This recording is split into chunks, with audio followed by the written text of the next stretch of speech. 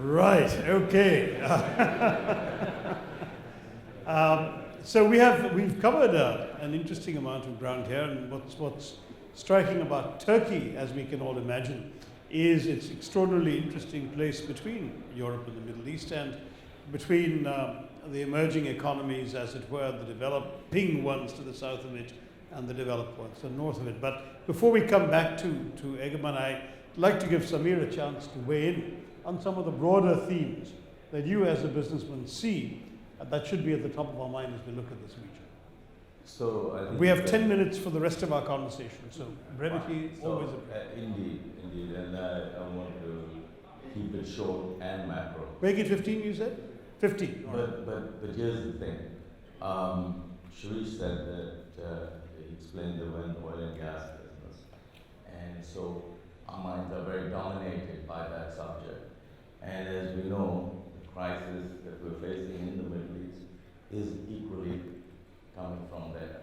So I think I want to talk about that and its impacts and what's happening in the region. I want to start by saying that the Stone Age didn't end because we ran out of stone. And equally, the oil age is not going to end because we're running out of oil. In fact, the biggest problem is we've got too much of it flowing out of the ground. It apparently started as a strategy and now has become a self-fulfilling prophecy because the prices have collapsed and everyone's pumping as hard as they can, otherwise they don't get the revenue and the cash flow. It's also highlighted a failure of government in the region to actually manage their wealth, with fiscal break-even in many countries having reached $100 per barrel. That's quite crazy and perhaps irresponsible. And I'm not painting with a broad brush and saying some countries have handled it better than others. But in fact, when you see the response to this crisis, some say that it came politically.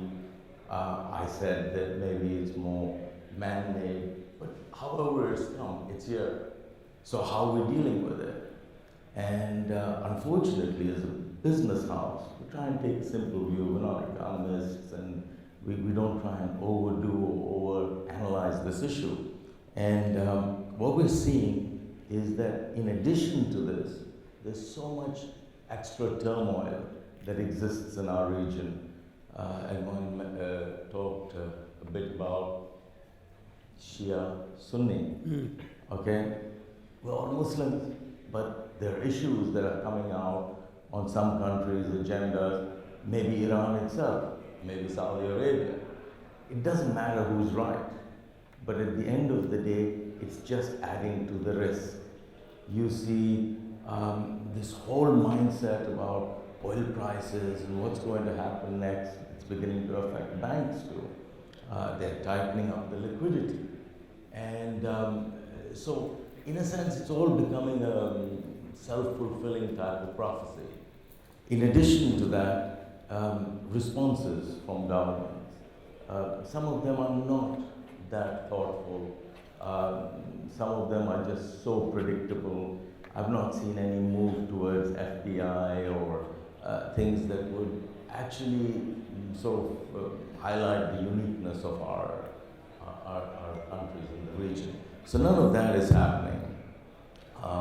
In the meantime, stock markets are falling, values are being desecrated, and in a sense, in emerging markets, you'd expect a lot of that and more than in the Western markets. But all this is giving rise to an environment which is not pro-business. So those are all the negatives in a nutshell that I see. And from the positives, I want to just touch on some simple numbers. Summer 2014, price of oil $120, 90 million barrels per day. It was a $4 trillion market. And the haves, which is all the oil producers, got the whole loot, $4 trillion a year. Today, we can do the math. Maybe they're getting $1.5 trillion, but $2.5 trillion has gone to someone else. It's gone to the Chinas of the world.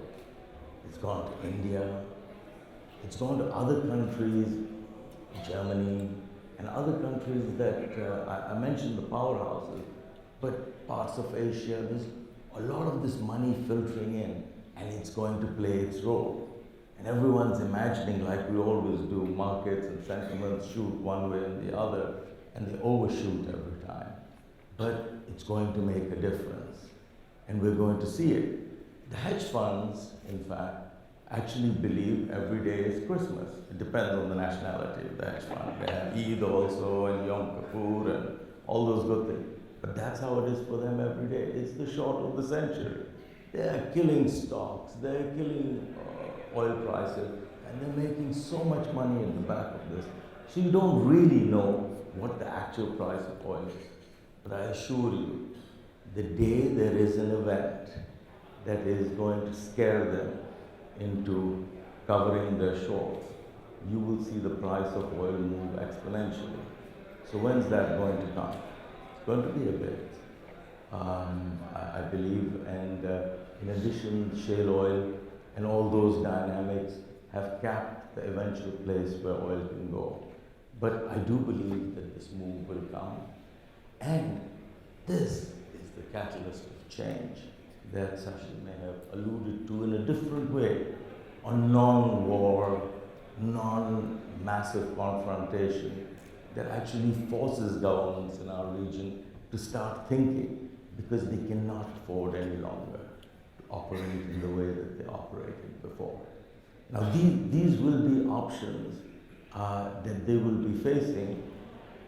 Unfortunately, I've seen many governments in denial. I mean, they think denial is a river in Africa, and that's another problem. You know, and we will see this mindset also changing. The last thing I want to say is we have some great companies that were built in the Middle East, and most of them get built in times of crisis. But we don't have the environment to actually flower those things. But we're sitting in Dubai. Look at Emirates, look at DP World, where we have them represented here in some population, and they're a fantastic global company. Look at the tourism policy, the development policy of Dubai. Rack Ceramics, billion-dollar play, market leader worldwide in a product that is used world over. So we have the East-West corridor. We can reinvent ourselves superbly. And these are the positives we can look towards, as long as we don't implode on the way, pursuing silly little grudges and stupid things when we should be focusing on what's important. And some countries have led by example in the region. And that is my, if you like, very quick whirlwind tour of how I see it as a business person. That's terrific, and I think that's actually quite encouraging. Would you like to comment on anything Samir has said about the overall thrust of the region? Because if not, I want to ask you one more thing about Turkey, which you didn't allude to, and that's some of the recent political developments in your country. I mean, you've had this whole business of parliamentary system versus presidential system, a lot of excitement about it, 2 elections a few months apart, and a few bomb explosions, as you did mention, 500 people killed since July. So given all of this, where is Turkey heading politically? What do you see as the future of the system and the containment of these issues that took these lives? Well, to be honest, I'm one of those who favor presidential system over parliamentary system, Yeah. only because it ensures stability in the country. Today, the Turkish Republic is a 9-year-old republic, and it is governed by the 66th government. So on average, governments serve for a year and a half. It takes only 9 months to learn for a minister to really understand his portfolio, and then he has another 6 months to do something about it. But if there was stability, it would take more than 300 years to come to the 66th government, at least, and Turkey is at the loss of more than 200 years. A lot of people think the current government won the presidential system for President Erdogan, which is really a joke. Turkey needs the system for the day after Erdogan. Erdogan is a very hands-on, very strong president. He doesn't need the system. He handpicked the prime minister, he chose most of the ministers, he has 65% control of the parliament, and he has more than 70% of the popular support. But it is the day after Erdogan that Turkey will need the stability. In our history, every time we had a coalition government, the country has gone backwards. Every time we had a single party government, the country has gone forward. So I think Turkey should adopt the presidential system, but it's not an easy task. For the constitution to be changed, it requires 330 votes to take it to a referendum. If you have 376 votes, you could change it in the parliament. The governing party has 330, so they're short of 70 votes in the parliament. But constitutional votes are secret. So you don't know what kind of vote trading might take place among parties if there was such a vote. That goes also for the opposition and groups that support the opposition, predominantly the business groups as well. So it's not a sure shot that Turkey will be able to change the system. As far as the terrorism is concerned, I think most of it is due to the wrong foreign policy choices of Turkey in the last, especially 5 years. But that's a whole different debate that will take a lot of time. But I think in the 100th anniversary of the First World War, the map is changing and the cards are reshuffled, and Turkey is getting her share in terms of the instability and terrorism. But once the cards are shuffled, we'll go back to what we do best, serve as a bridge, as you said, between East and West, Islam and Christianity, supply and demand, energy resources and sources and users. I think that's what Turkey does best. Great. Yes, of course, sure. I just wanted to ask you, Egemen, Turkey has been, of course, over the last 9 years, growing significantly, and you're absolutely right. It was one of the rays of hope across. And while it's been growing, it's also been growing its current account deficit to GDP. It's the highest in the world, approximately. I think it's about 12%, current account deficit to GDP, if I got my facts right. Which means that Turkey now relies on hot money. And therefore, could it be that economic necessity now for Turkey means that they're changing the basic fabric of Turkey and going towards the Saudis and leaning towards the Qataris and all that, because that's really what they need. Otherwise, they're in a mess. It's not that simple. First of all, the public debt in Turkey compared to other European countries are much lower. Yes, we do need the hard cash, but as I said, we have been attracting foreign direct investments, and 80% of it has come from Europe in the last 13 years. Not too much from the United States, minimal from Russia, when we had good relations, and some from the Gulf. But Turkey is indeed trying to increase her relations with the countries to her east and south and north, because, as I said before, Turkey considers itself as a bridge. A lot of people around the world consider Turkey to be a bridge. But this is a bridge that had a very strong western leg, but had ignored the southern, northern, and eastern legs. Who would want to cross a bridge that's not too strong on all four legs? So Turkey is just trying to increase relations with the other parts of the world.